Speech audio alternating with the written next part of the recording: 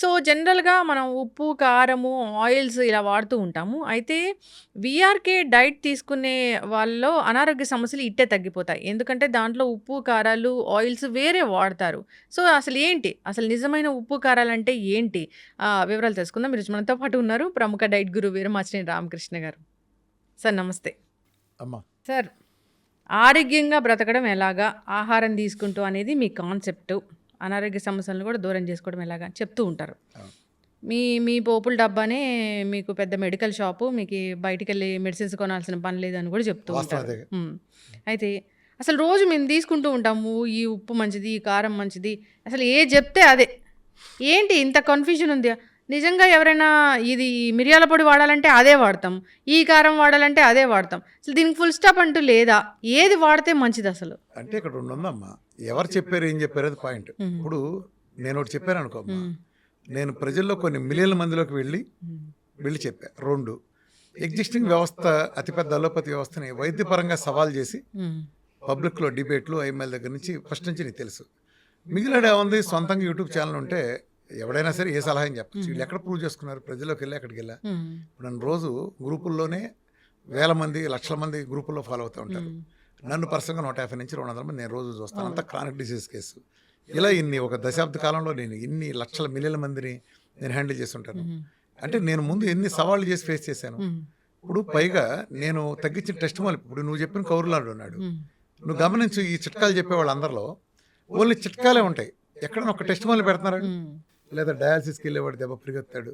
ఈ పరిగెత్తిందేమో test mall పెట్టారు. నేను ఇలా మాట్లాడతాను. ఇదిగోరా ఈ సీపీ అప్డేట్, ఇదిగో పక్కన చూడండి అంటే నా ఛానల్లో, ప్రతి ఛానల్లో వేయలేను కాబట్టి వీఆర్కి ఎక్స్క్లూజివ్కి వెళ్తే మీకు తెలుస్తుంది.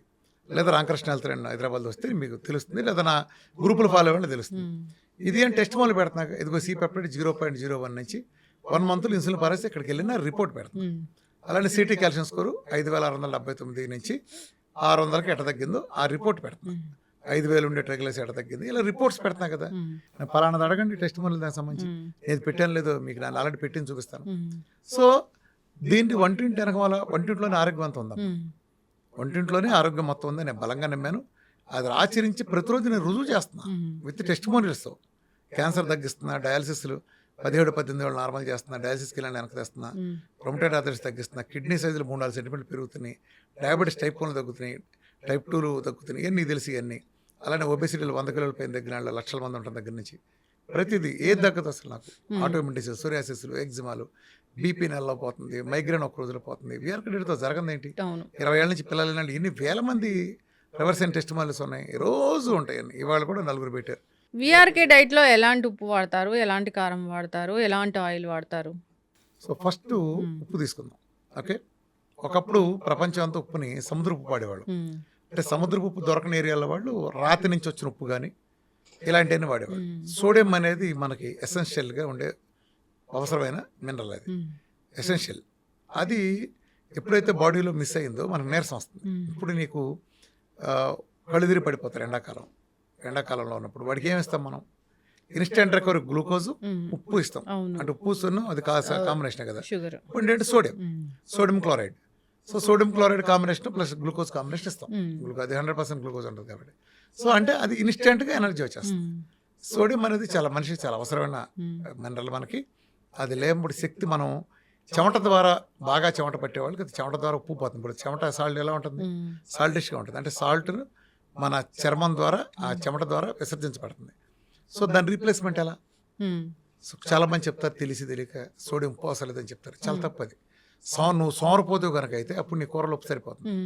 కూరలు అంటే అది కూడా ఆర్గానిక్ కూరగాయలు ఉండుంటే. ఇప్పుడు ఆ కూరగాయలు ఆర్గానిక్ ఉప్పు లేదు. ఉప్పు లేకపోతే మనిషి సస్తారు, బ్రెయిన్ దగ్గర పిచ్చెక్కిపోతారు, హార్ట్ ఫెయిల్యూర్ అవుతుంది, ప్రతి అనర్థం జరుగుతుంది అసలు ఉప్పు వాడకపోతే. ఉప్పు ఉండాల్సిందే, ఏదో రూపాయన వెళ్తుంది, డైరెక్ట్గా ఇండైరెక్ట్గా వెళ్తుంది. సో కూరగాయలు ఉప్పు వస్తుంది అనేది కూడా అసలు అది రాదు. ఒకప్పుడు కూరగాయలు ఉండే పోషక విలువలు లేరు, వాళ్ళు వచ్చేవారు. వీళ్ళు చెప్పేవాళ్ళు చెడు ఉద్దేశం కాదు, ఒకప్పుడు ఉన్నాయన్న దృష్టిలో చెప్తారు తప్ప ఇవాళ లేవుగా. ఒకప్పుడు వంకాయ, ఒకప్పుడు బెండకాయ వాళ్ళు ఉన్నాయా?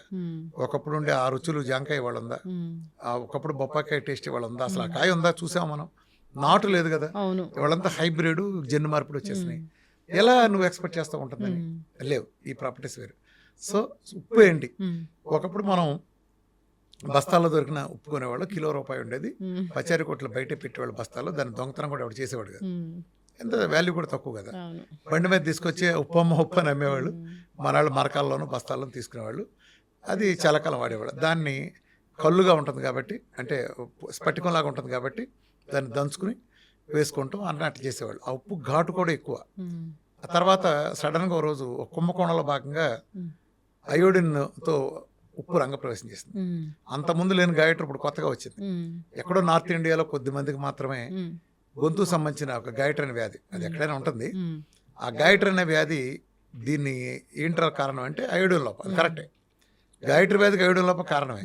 కానీ ఏదో గాయటర్ వ్యాధిని అరికట్టడం కోసం దేశంలో తినే అందరికీ అయోడిన్ ఇవ్వాలని చెప్పని, సప్లిమెంట్ ఇవ్వాలని, దానికి ఏం చేశారంటే ఉప్పులో రోజు తింటారు కదా, అందరూ ఉప్పు తింటారు కదా, ఆ ఉప్పులో కంపల్సరీ అని రాజీవ్ గాంధీ గవర్నమెంట్ టైంలో తీసుకొచ్చారు.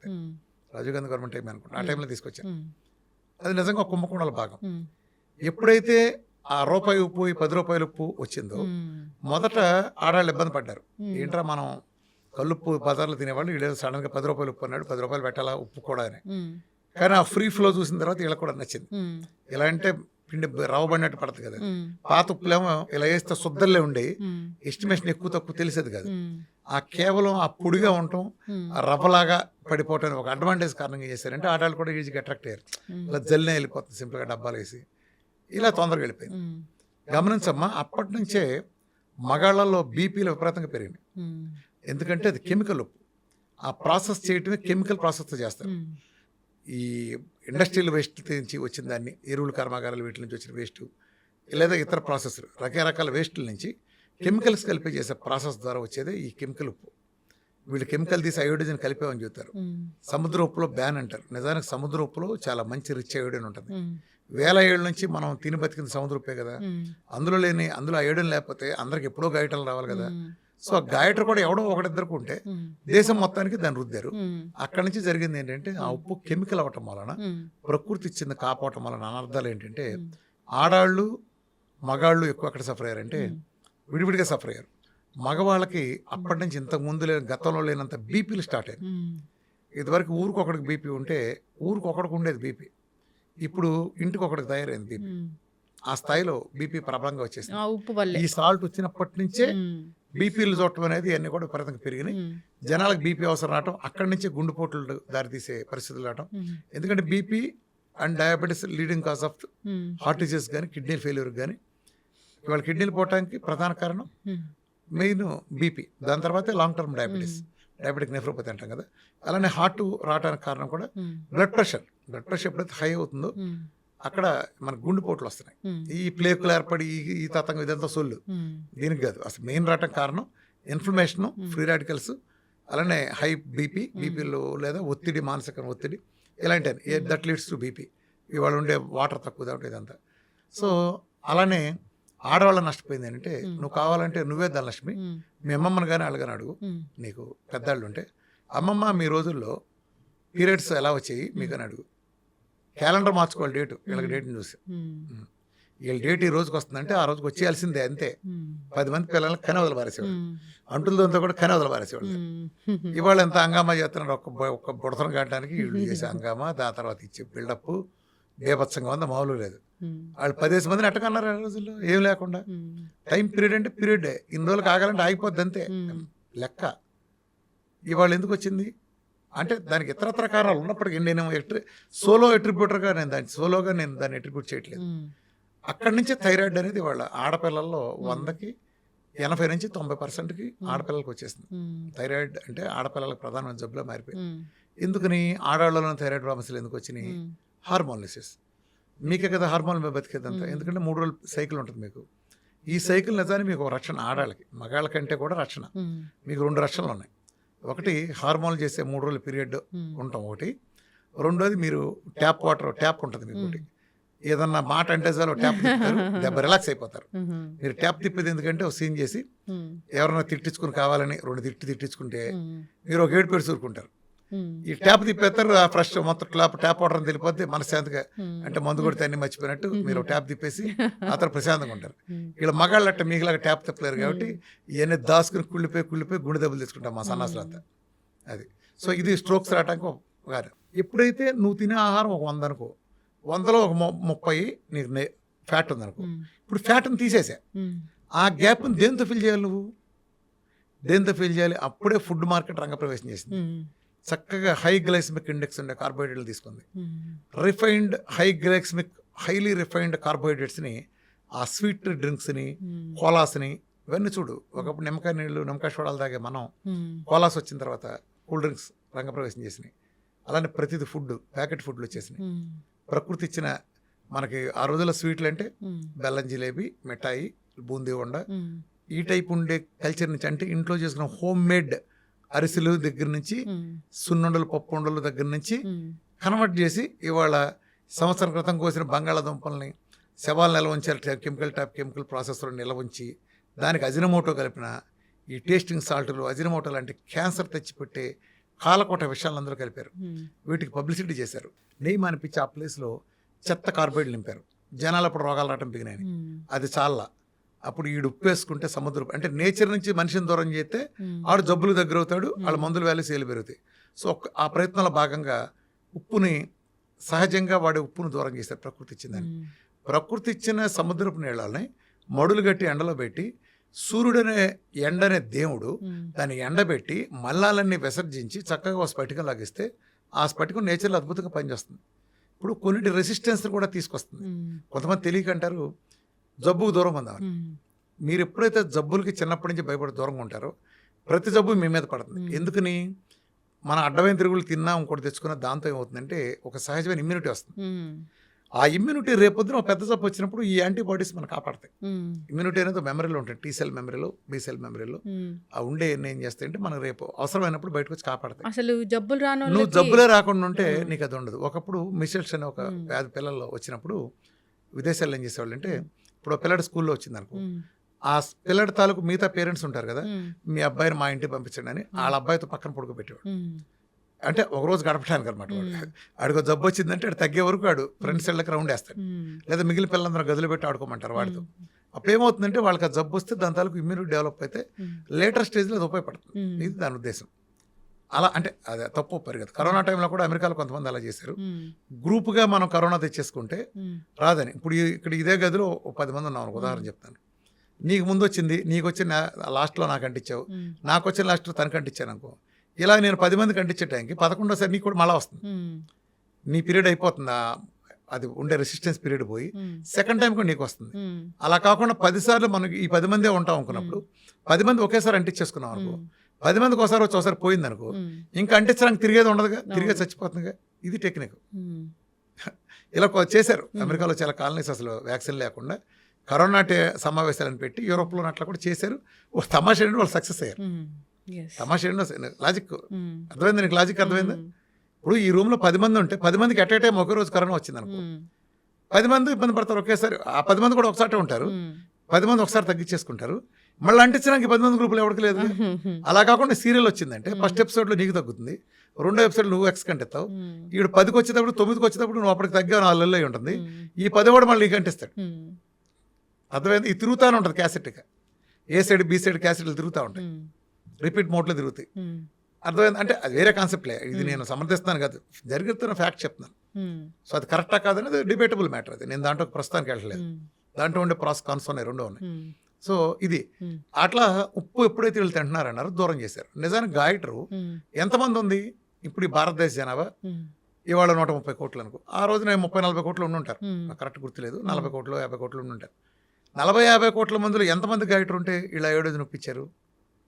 వేల మంది లెక్క పెట్టి కొన్ని 100 మందికి ఉంటే వాళ్ళు దేశం మొత్తానికి ఎందుకు రుద్దారు? నువ్వు ఆలోచించావు ఎప్పుడైనా? ఆలోచించావా? 2 రకాలు హెల్ప్ చేయడానికి.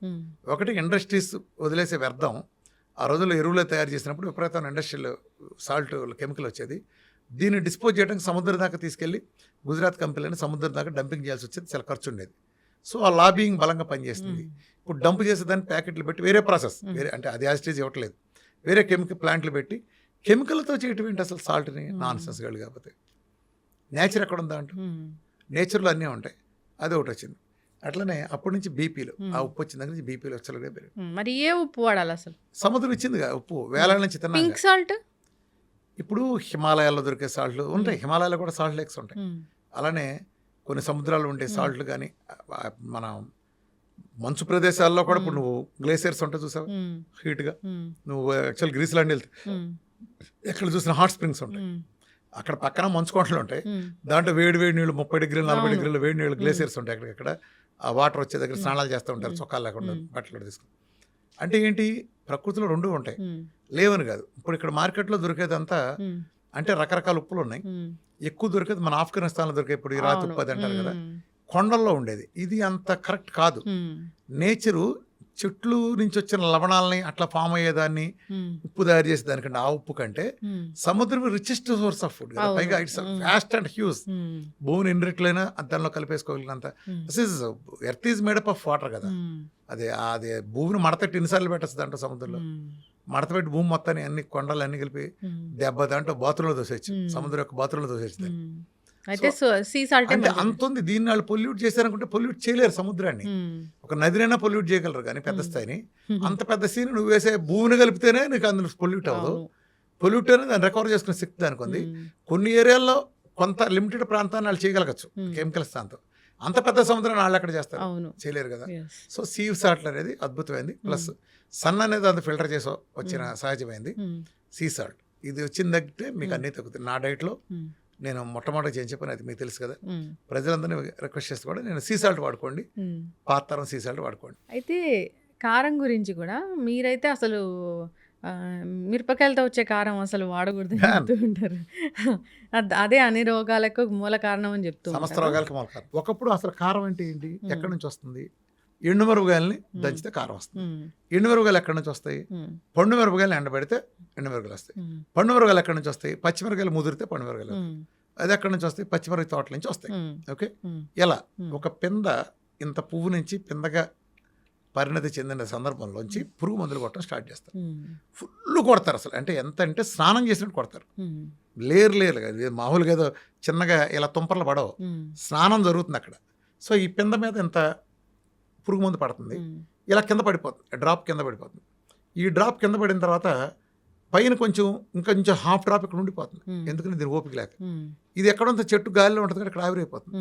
2 రోజుల్లో మళ్ళీ కొడతాం, కొంచెం పెద్ద అవుతుంది. మళ్ళీ ఇక్కడ హాఫ్ డ్రాప్ మిగిలిపోతుంది. అంటే పోయిందంతా పోగా బలం లేక ఒక హాఫ్ డ్రాప్ మిగిలిపోతుంది కదా. పైన ఉండే తడంతా ఈ కాయ చుట్టూతో ఈ లేయర్ అలా ఉండిపోతుంది. దాని మీద ఇంకో లేయరు, దాని మీద ఇంకో లేయరు. అట్లా 2 రాష్ట్రాల్లో 37 లేయర్లు కొడితే కానీ, కనీసం 37 నుంచి 40 లేయర్లు కొడితే కానీ ఒక పచ్చిమిరకాయ పెద్దదే పండుమిరకాయ అవ్వదు. 37 సార్లు పురుగు మందు లేయర్గా ఆరిపోయిన మిరపకాయల్ని ఒకప్పుడు ఎండటం అనే ప్రాసెస్ ఉండేది. పెద్ద కల్లంలాగా పోసి దాంట్లో ఎండబెట్టేవాళ్ళు. ఇప్పుడు ఎండు ప్రాసెస్ పోయింది, ఎత్తేసాం ఎండు ప్రాసెస్. అందుకే చూసావా, ఇప్పుడు ఆడాళ్ళు నువ్వు వంట చేస్తావు ఇంటి దగ్గర. ఒకప్పుడు చాలా కాలం క్రితం ఎండుమిరపకాయ అంటే ఇలా తీసి తాలింపులు వేసేవాడు ఆడాడు. ఇలా ఇరిస్తే ఇరిగిపోయేది. ఏది తాటాకి ఇరిగినట్టు ఇరిగిపోయి ముక్కలు అయిపోయేది.